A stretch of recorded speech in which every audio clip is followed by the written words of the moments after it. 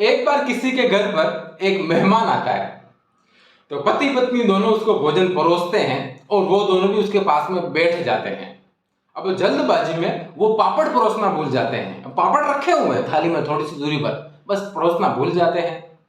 अब मेहमान का ध्यान उस पापड़ पर, उसका ध्यान वहां से हटे नहीं, और मांगे तो मांगे कैसे, मांगने में उसको शर्म लगे। थाली में भले भी सो पकवान, लेकिन ध्यान उस पापड़ पर।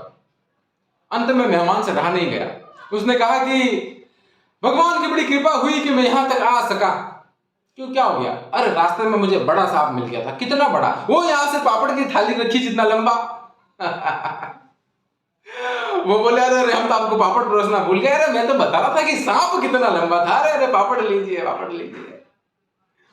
तो कई बार बात बहानों से भी कही जा सकती है, लेकिन जो दंपति थे, पति पत्नी थे, वो भी कम नहीं थे। अब सुबह तो भोजन करा दिया, शाम को वो कराना नहीं चाहे।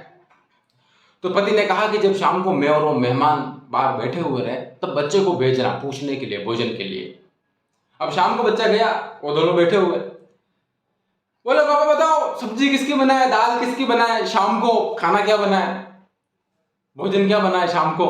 तो वो आदमी बोला, शाम को फिर से भोजन? अरे अभी तो किया था मेहमान के साथ में। मैं क्या राक्षस हूं जो फिर भोजन करूंगा? नहीं, मेहमान से पूछ लो। अब मेहमान भोजन करे तो मेहमान राक्षस? वो बोला, नहीं अभी अभी कहाँ भोग है, अभी नहीं, अभी नहीं। अब अगले दिन सुबह पति पत्नी दोनों बात करें कि अब शाम को भोजन नहीं बनाया, तो सोचा कि चला जाएगा, लेकिन ये तो जाने का नाम ही नहीं ले रहा है। अब ऐसा कैसे हो कि भाई घर में भोजन बनने और इसको ना दे? पत्नी ने कहा कि एक काम हो सकता है, जिस घर में लड़ाई होती है वहां पर मेहमान नहीं टिकता है। पति ने कहा, लेकिन हम दोनों तो लड़ते ही नहीं है।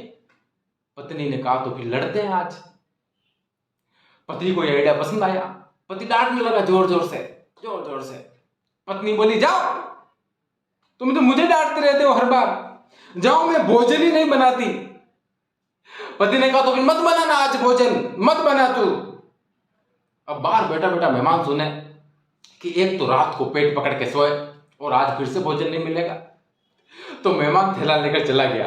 अब पति पत्नी ने जैसे देखा कि मेहमान चला गया, पति ने कहा कि अरे क्यों रो रही है, मैं तुम्हें कोई सच्ची थोड़ी डांट रहा था, मैं तो झूठ मूठ का डांट रहा था। पत्नी बोली, मैं कौन सा सच्ची में रो रही थी, मैं भी तो झूठ मूठ की रो रही थी। इत्तेफाक से इतने में वो मेहमान वापस आ गया। बोला, अरे मैं कौन सा सही में गया था, मैं भी तो झूठ मूठ का गया था। तो कई बार बहाने काम आ जाते हैं, लेकिन कई बार बहानों से काम नहीं चलता है। धन्यवाद।